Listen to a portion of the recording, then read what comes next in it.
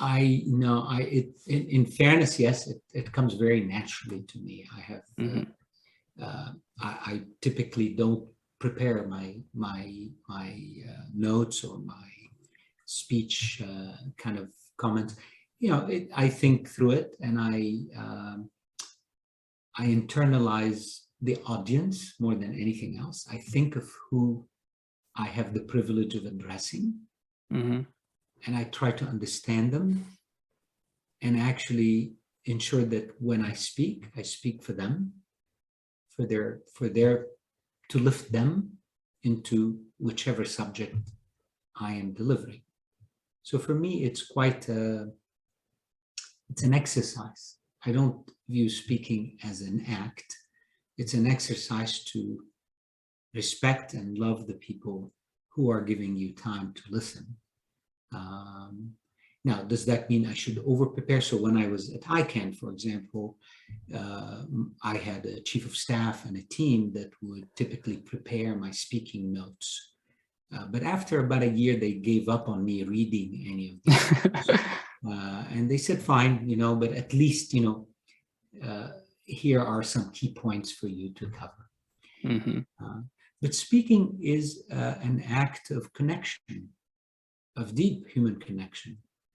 Um, and even if I'm speaking and people are in an audience listening, I actually always view it as a dialogue, even if people are not speaking. So I never call it speaking, I Yeah. call it dialogue, Are and you looking at body language, or like oh yeah, what are you looking at? oh yes, Hmm.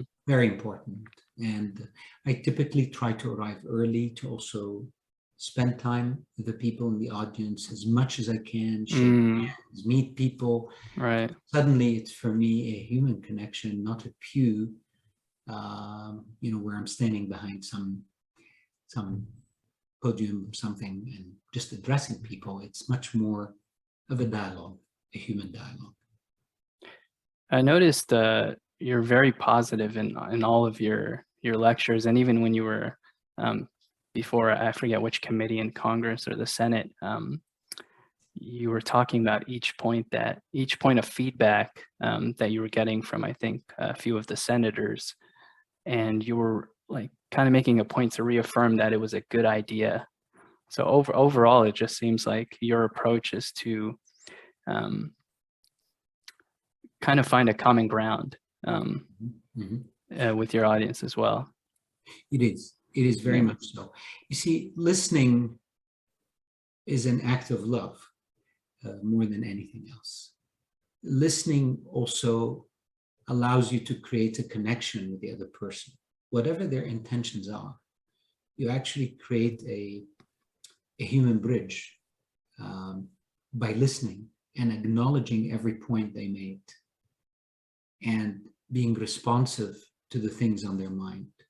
Hmm. When you speak to people and all you're thinking about is what you want to convince them of, you often fail. But if you engage with people and you first listen to what's on their mind and make them appreciate that you are listening and one with them in their concerns. I mean, those senators in that case, for example, were genuinely concerned about some things, and I understood that my subject was technical, and Hmm. maybe some of them may have been completely out of depth. And so I had a duty as an expert on the subject to accompany them in that learning process. So I take that very seriously. And it frankly has helped me with leaders, presidents, CEOs, and most importantly, sometimes the 9-year-olds in my Sunday school class. They, they, Right. they also need to be heard. Yeah.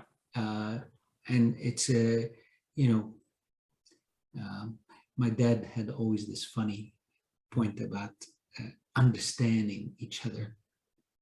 And he would say, just think about the word understand. Standing under the other person is the first thing you do.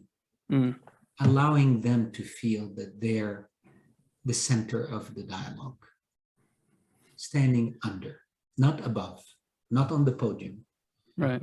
not on your resume, not on your knowledge, but rather standing under the power of the human connection we can have.